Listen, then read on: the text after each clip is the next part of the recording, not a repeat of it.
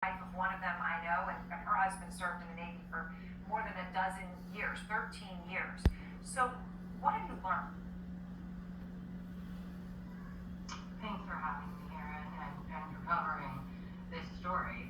Speaking with Miss Loma, she is extremely worried and concerned about how her husband is actually doing, and until she can be in front of him and see him with her own eyes, she's not really going to be able to answer that question. And facing the stresses that every military spouse faces when theirs is deployed, is being a solo parent at home with 3 little kids. So not being able to have answers or directions really challenging right now for her especially.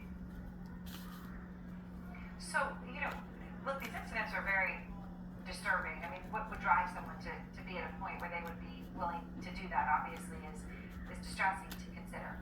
But the families of sailors aboard the Lincoln are telling you about incidents like this. They're also telling you about some of these other truly stunning details. That the sailors are often hungry because there isn't enough food.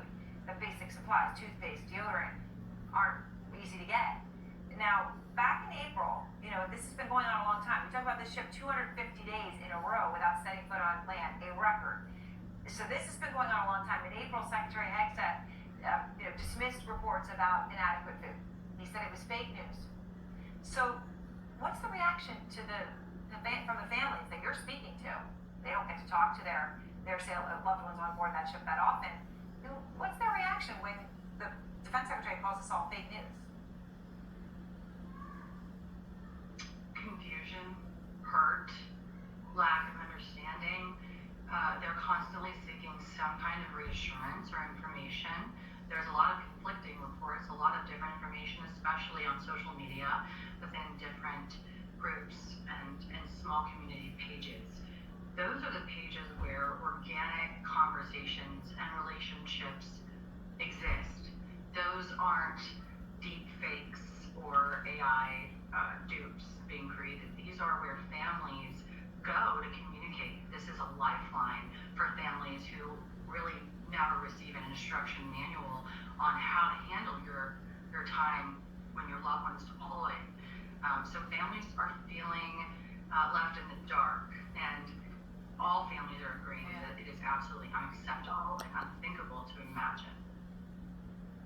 Well, it's unthinkable, I think, for any American to hear this reporting, frankly, and deeply disturbing to imagine that sailors who are serving this country, going 250 days without setting foot on land, 9-month deployment, would have food shortages or it's upsetting. So we reached out to the Navy, Natalie, about your report, and they responded in a statement, and they said, quote, "We have not observed an increase in suicidal ideations or attempts aboard the ship.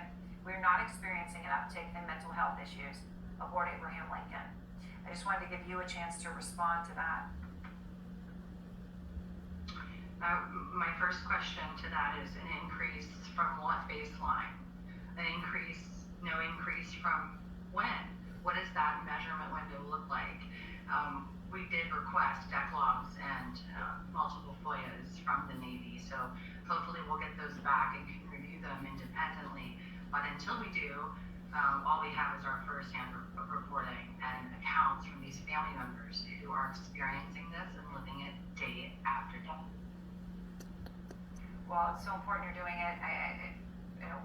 We're all grateful because it needs to have a light shine on it. I know obviously you're a veteran yourself. Natalie, thank you very much, and I appreciate your time. And next, the first